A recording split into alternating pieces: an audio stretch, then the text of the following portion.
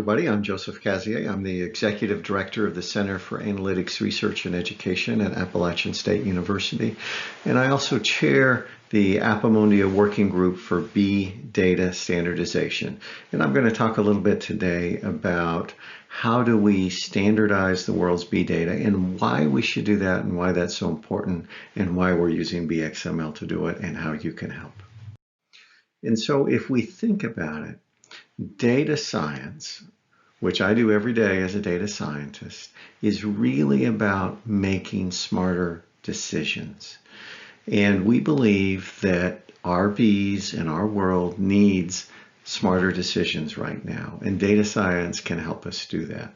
We can see from related industries like agriculture that precision agriculture and data science has already led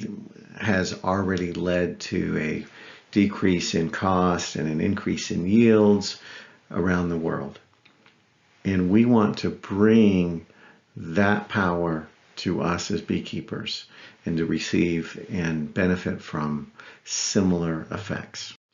And so the first thing to understand about data science is that it needs large amounts of data. If we look at the traditional analysis from existing algorithms, those are algorithms that have been developed over years, centuries in some cases, on small data sets, and we've abstracted and really can understand a lot of the things that are in there. And so with traditional programming, what we're really doing is we're taking a predefined algorithm and applying it to data to get the results. What is different with machine learning and why it's so important to bring it to the apicultural space is machine learning really creates new, customized algorithms for that data set. And so you take the input, you take labeled data of the result, a hive lived or died, or it fought off varroa or some other condition, and then you build an algorithm just to predict or help with or optimize that aspect of it. And so you're really building an algorithm from scratch, which gives you power. To do that, you have to have large amounts of data because you haven't had years or decades to develop these general algorithms, and you want to customize it to that. And so to really be successful, the beekeeping data needs to be standardized and merged, because none of us, no matter how big our operation is right now, none of us will have enough to really do this on our own. Our industry is fairly fractured, and even large beekeepers are in a generally geographically confined space. And if we really want to understand to reap the full benefits, all of this data, or much of it, needs to be pooled and understood. And it can only be pooled and analyzed if it's standardized so that similar people are keeping data in similar ways that they can be put together so that we can really unleash the true power of machine learning and technology to benefit apiculture. And so in order to proceed in standardizing the data, there's several steps that needs to happen. First, we have to identify what are the most important things to measure. We can't standardize everything at once, and so identifying that. So starting with some common data, hive inspections and other practices, but identifying those things that are likely to matter most, the most powerful features in the data set, identify those first, and then we need to decide, well, what are the best ways to measure those things? And sometimes there can be multiple ways, but how do we put them together when there's multiple ways, how to measure it? But after that, there's this other piece, which we have to have the technical architecture so that similar data on similar topics is stored in a way that they can be put together and merged with whatever people are willing to share to help enable this data science. And so this is the technical standard for storing and transmitting the data, and it defines the data type and how to move that forward. And so this is where XML comes in. XML stands for Extensible Markup Language, and similar to its cousin HTML, it is a way to sort of define the meaning of information or data. So HTML does this by defining formats. Make this bold, make this red, make it whatever color, and so it can appear on any browser.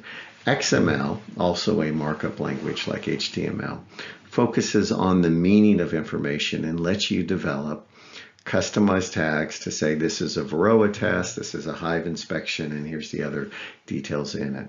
And so this is a technology that's been around almost as long as HTML, and it's very useful, and it's standard thousands of things from BeeXML to your Microsoft Word documents. That's what the X is on DocX, in order to make these interchanging. The reason our committee wants to use XML as opposed to JSON or some other technology is that it's human readable, so that non-technical people, smart but non-technical people, can still read and understand and interact with the documents. And so we have a working group, BeeXML, that is set to define a standard to allow for the interchange of this data. And so we founded with Walter Hefecker and some others an Appamondia working group on the standardization of data on bees and beekeeping, with the express mission to enable data sharing. And so people can still choose what part of their data they want to share and how much of it they want to keep to themselves. That's fine.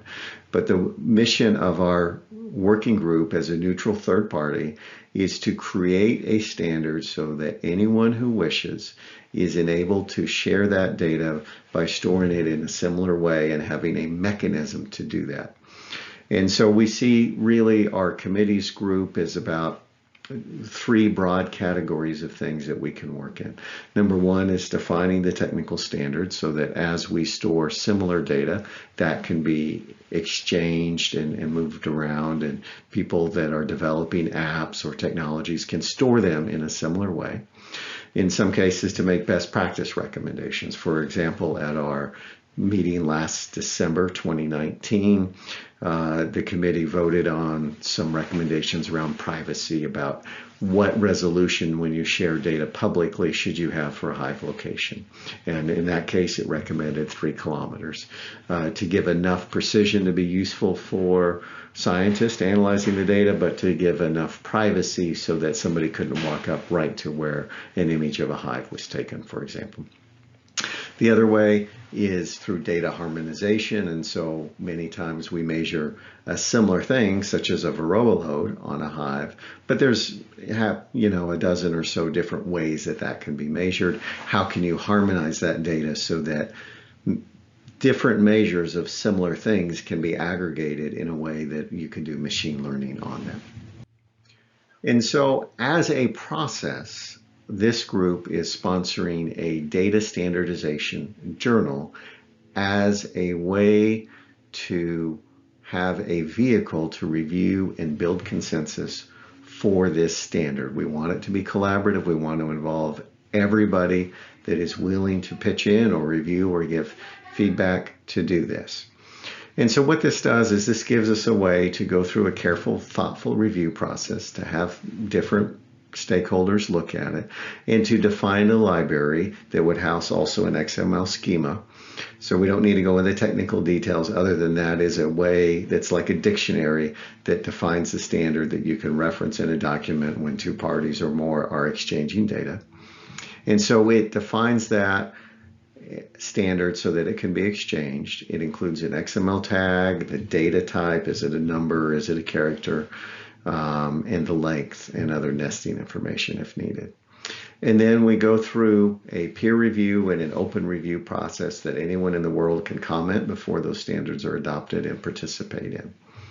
So let's take a moment and outline that process for the journal. And again, the purpose of the journal is to create a vehicle to develop a standard where everybody can participate in. And so we have this journal launching now. And so you could say anyone that uses a certain standard can submit an idea and say, well, I'm going to look at hive monitoring data or hive inspection data or apitherapy data, whatever it is that is relevant to bees and beekeeping. And that would be submitted. and then to the editor, and the editor would send that out for first a peer review that would check for completeness and appropriateness, and does it fit, and resolve those type of questions, and is it clear and reasonable. And then once we go through that kind of quick, hopefully quick peer review process, and then some tags are developed. These are the XML tags that define the standard. And then we go into an open comment period where we say, here is a proposed standard. It's been recommended, or at least through peer review. And we have an open comment period that anyone, anywhere can review and comment on. Is that the right standard? Should the length be longer? Should this or that, or did we miss something? And so review and feedback, and we make adjustments, and then we have a vote of our committee members on that standard. And if it passes, then that standard is adopted and published in the journal. And the schema, that is the technical code that allows that interchange, is also posted to a server, and then anyone anywhere can use that schema and share that type of data. And this can grow over time with as much data as we have people submit. Again, this isn't about necessarily collecting the data, it's about the metadata. And so it's the proposal for the standard. And so it's not that you're opening up necessarily the inside of your database and handing that data over. It's, here's the type of things that we think should be measured and why, and a general proposal is made, and then all that data can be shared with anyone that you choose to. And so we do, as a Appimondia working group, we plan to organize the journal and the standard by the Appimondia topics. I have bolded here beekeeping technology and quality, because that is the scientific commission of Appimondia that our working group reports to and falls under. So how can you help? Well, there's several ways. One is you can write an article proposing a standard or a data recommendation or harmonization study, and just go to BeeXML.pubpub.org is the site of our journal. Again, we're just launching now. There's a couple policies we're still posting, but we are starting to accept proposals here very quickly. And either give feedback. If you want to help, give feedback during the open review period. We'll announce it as broadly as we can. And so certainly you can review any proposed standards and make sure they fit with what your organization is interested in doing, and give any feedback. You can share metadata. That's, again, data about data. And then it can be turned into a standard recommendation. And we also ask that you adopt and use a standard. And if you have, again, if you have data that's important to you, and again, it's not the data we need, but the